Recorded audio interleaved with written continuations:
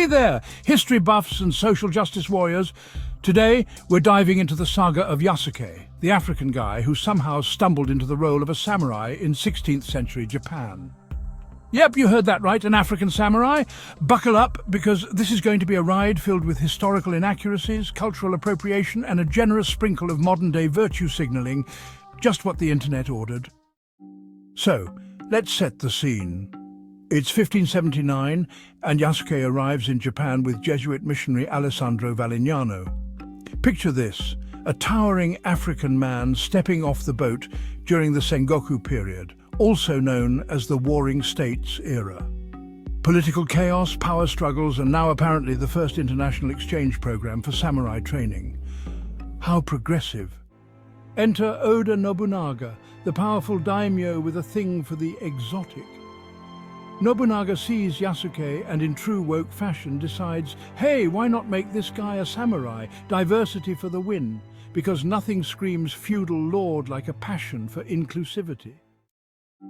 Fast forward to 2019 and we have Thomas Lockley along with Geoffrey Girard penning African Samurai: The True Story of Yasuke, a legendary black warrior in feudal Japan. It's like a historical novel meets a Marvel origin story. Lockley's book claims Yasuke was a full-fledged samurai, a noble and a skilled warrior, because if you're going to fabricate history, you might as well go big. Cut to a mock fact-check meter with BS in large letters. But wait, there's more. Critics have had a field day with this book. Turns out the claim that Yasuke was granted the title of Tono, Lord, is about as reliable as my last horoscope. And those thrilling ninja battles during Nobunaga's assassination? Pure Hollywood. Yasuke's supposed family life in Japan? Not a shred of historical evidence. But hey, who needs facts when you can have a woke fantasy? Cut to the host, scrolling through a Wikipedia page on his phone. Oh, and did I mention that Lockley was accused of editing Yasuke's Wikipedia page to match his book's narrative? Nothing says trustworthy historian like a bit of DIY online reputation management. Cut to an Assassin's Creed game cover with Yasuke prominently featured. And now, the piece de resistance, Ubisoft's upcoming game, Assassin's Creed Shadows, featuring Yasuke as one of its main protagonists. Because if there's one thing the Assassin's Creed series needed, it was another historically inaccurate character to pander to the woke crowd. Japanese gamers and historians have already expressed their disapproval, but who cares about their opinions, right? It's all about that sweet, sweet diversity clout. Cut to a sarcastic checklist titled Woke Points, with boxes ticked for diversity, inclusion, and ignoring historical accuracy. Ubisoft defends its creative choices, claiming extensive historical research. Sure, and I'm the Emperor of Japan. They position Yasuke's inclusion as a nod to diversity and representation. Because, you know, nothing says authentic Japanese history like rewriting it to fit modern sensibilities. Our understanding of Yasuke's life comes from a handful of sources: the Jesuit Japan Annual Report, Matsudara Ietada's diary, the Shincho Koki, and letters from Jesuit missionaries. These sources mention Yasuke, providing little nuggets of information. But don't worry, Lockley filled in the blanks with pure imagination, turning Yasuke into the superhero we never knew we needed. Cut to an image of a modern-day diversity seminar. Now, Yasuke's role in Nobunaga's court is a bit of a mystery. Some say he was a bodyguard, others suggest he was more of a curiosity or status symbol. But let's face it, calling him a samurai makes for a better story, especially if you're trying to impress your woke book club. Lockley's book goes all out, painting Yasuke as a full-fledged samurai, complete with noble status and military exploits.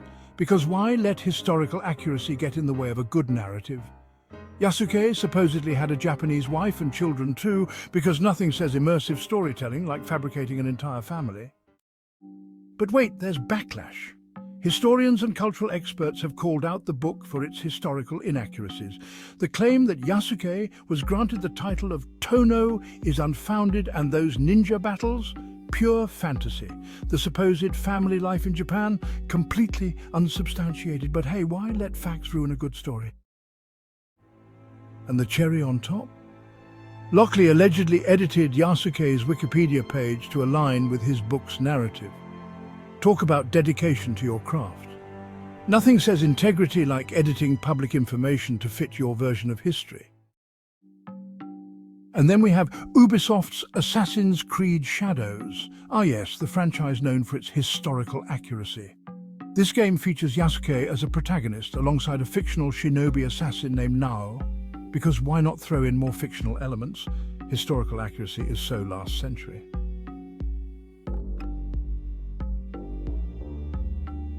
Japanese gamers and historians aren't thrilled. They've expressed disappointment, arguing that the game overstates Yasuke's historical importance. But who cares about their opinions? Diversity points are all that matter.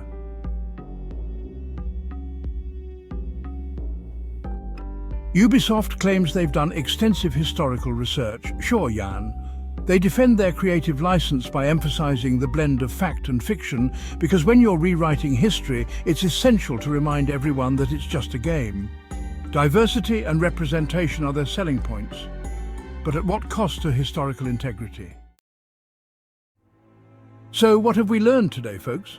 That history is just another playground for virtue signaling and woke posturing.